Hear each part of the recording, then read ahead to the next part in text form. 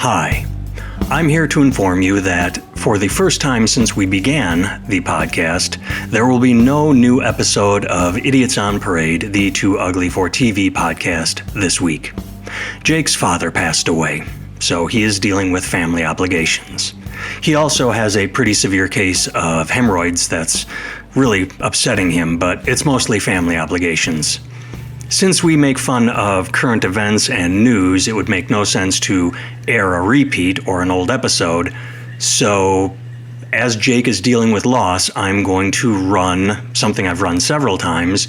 It's a story of me performing for 17 soldiers in Afghanistan who just faced loss. Anyway, a new episode next week, fingers crossed, hopefully. And if you want to do right by Jake, I'm sure he would appreciate if you would go to his YouTube page and watch his comedy special, Unalived by Dog Pills. All right, that's your update. Thanks for tuning in. My name is Nathan Timmel, and I'm a stand-up comedian. In my time as a professional joke slinger, I've been lucky enough to provide laughter to American soldiers stationed far from home. You've probably heard of the ever-popular USO tour, but they're generally interested in celebrities. I flew under the banner of MWR, Morale, Welfare, and Recreation. I didn't perform at big Bob Hope-type shows. These were smaller, more intimate gatherings. My first few tours were in countries at peace. South Korea and Japan were lovely to visit, but the shows were, well, let's put it this way. In a place like Japan, soldiers can leave the base at night. They're in a safe country, so they can go into town, hit the bars, see the sights. Many of the shows were sparsely attended. I appreciated the hell out of the people who did show up to laugh, but 10 soldiers in a 75-person room doesn't really create a whole lot of energy. Then, in 2004, I got to visit Iraq. The difference in audience size was immediate. In Iraq, when off duty, soldiers were stuck kicking the very rocks they had just been guarding. They could go to the base gym, the mess hall, or their barracks, but they were stuck doing the same few things repeatedly. The world outside their blast walls wasn't safe, so they couldn't go anywhere to blow off steam. When a comedian showed up, it was a big event. The audiences were pumped for something different. The fact I wasn't famous didn't matter. All they wanted was a distraction, something to help them escape the day-to-day Groundhog Day they existed inside. And I gave that to them. I toured bases large and small, from the biggest of the big in the green zone to forward operating bases in the middle of the desert, which is basically the middle of nowhere. This brings us to 2005. In October of 2005, I traveled to Afghanistan. According to the politicians, it was mission accomplished in Iraq, but in Afghanistan, things were far from over. My landing point was Kandahar. What was once an international airport was now an enormous military base. I was supposed to start performing around the country immediately, but transportation was scarce due to the Kashmir earthquake in Pakistan. Every available helicopter was put to use for humanitarian missions, and carting a comedian around was rightfully deemed non-essential. And yeah, you heard that right. Comedians were carted around the country on helicopters. I got to fly in Chinooks and Blackhawks. It's pretty amazing. With convoys being targeted left and right, the optics of a civilian being injured or worse while trying to raise morale would be awful. So, entertainers were treated like endangered pandas. We had our handlers, and they watched out for us so that we didn't make the news in the worst of ways. Anyway, during my downtime at Kandahar, I had the unfortunate opportunity to attend a ramp ceremony. an American soldier lost his life in an ambush in the Afghani hills. I was allowed to witness the loading of his flag-draped casket aboard the plane home. Now, I should explain. The military base at Kandahar, in 2005 at least, was international in nature. I couldn't tell you exactly how many countries were represented within its walls, but I visited with soldiers from England, France, and Romania, to name just a few. Now, I mention this because even though the ramp ceremony was honoring an American soldier, men and women from every nation appeared. Which specific flag they saluted didn't matter. Everyone respected the dead, borders be damned. In a war zone, the uniform creates a brotherhood that surpasses differences between governments. While politicians argue, soldiers unite.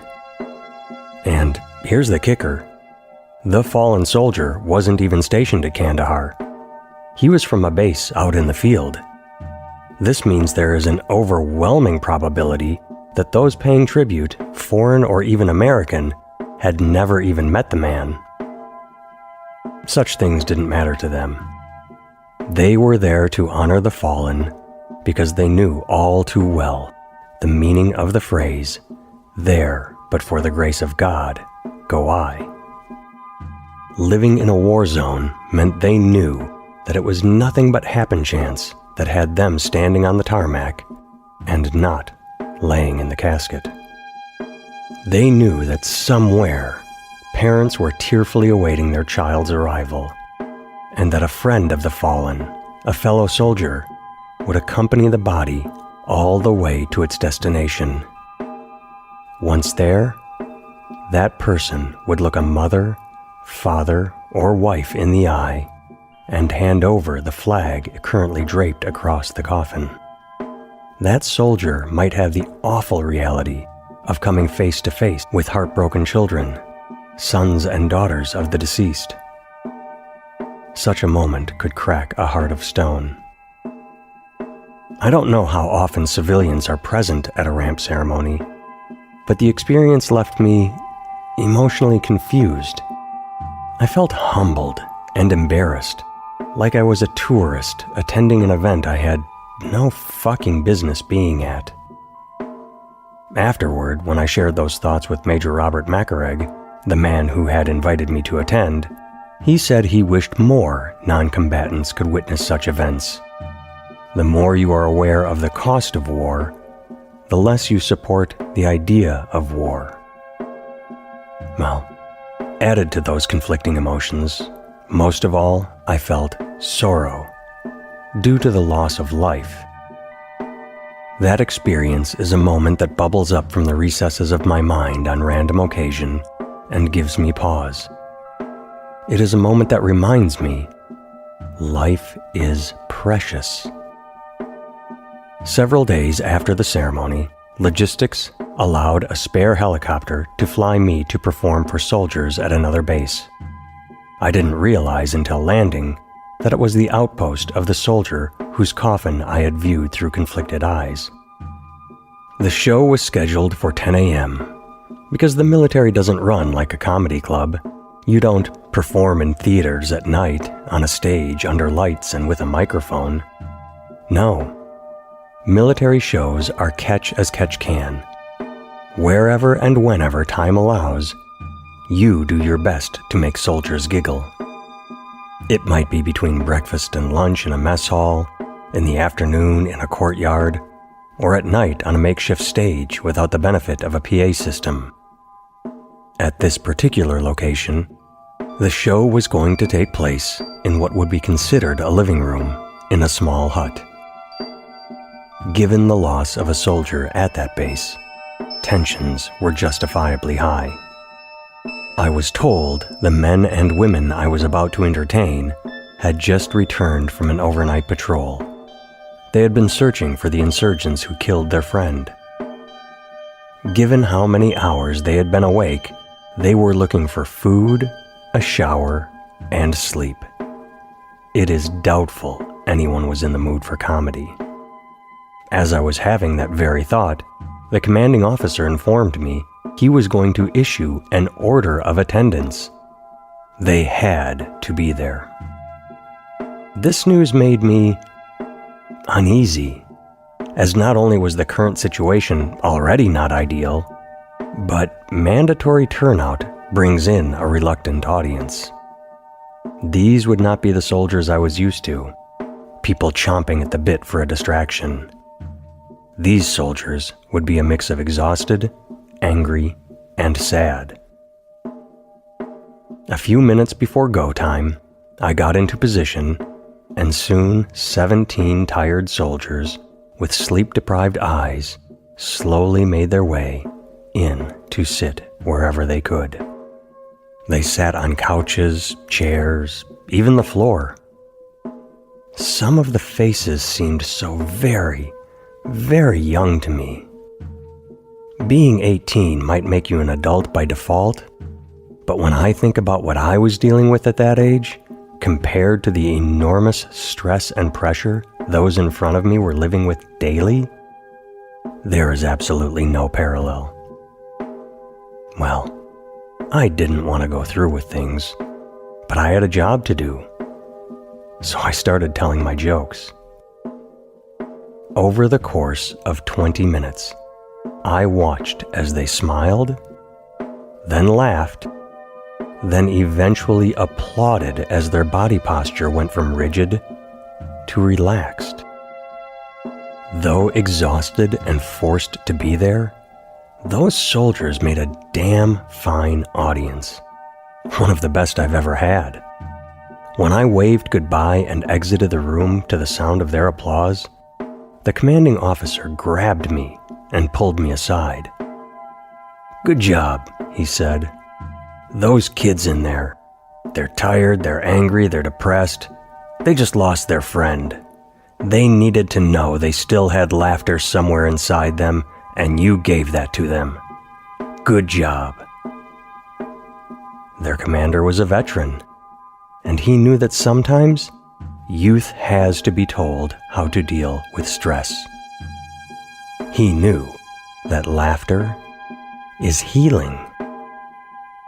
It's not the answer, it's not the cure, but laughter can act as a stopgap, a speed bump between depression and despair, a reset button that allows you to forget your stresses, if just for a moment, that helps you get through the day.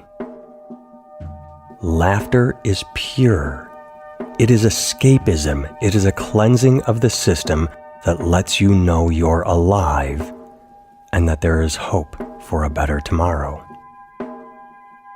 The best compliment I've ever received was from a soldier. We're going back to 2004 in Iraq, Camp Anaconda to be specific. I was performing in one of Saddam Hussein's old movie theaters, which was an insane luxury considering the tents and courtyards I'd been in up to that point. After the show, this woman approached me, a warm smile upon her face. She took my right hand in both of hers and held it tight as she said, "Thank you. While you were on stage, I was laughing so hard I forgot where I was. I was laughing, doubled over, my eyes closed, and when I opened them, I saw my legs and thought, why am I wearing my uniform? Then I looked around, saw everyone in camouflage, and realized, oh, right. I'm not at a comedy club. I'm in Iraq, far from my family." But for a moment, I forgot. Words like that, they stick with you. Regarding the 17 soldiers in Afghanistan, even though they had lost a brother in arms, someone most likely a close friend, they were still alive. Even if comedy seemed like the most inappropriate thing in the world, they needed to understand they still had laughter inside them. While initially I was wary of performing that morning, That show, for those soldiers, will remain the pinnacle of my career. Of all the hours I've spent cajoling strangers into smiling, that one held more meaning than any other. I have a picture of that day, taken after the show. I'm sitting on the floor in the center of everyone, and my eyes are wide as if I was just surprised by the flash of the camera and thought I had several more seconds to ready my face. Those surrounding me are a mix of smiles and contemplation. They've enjoyed the show, but laughter in such a place is fleeting. Tomorrow I will be gone, and they will remain. Violence will surround them, and the brutal weight of war will be back upon their shoulders.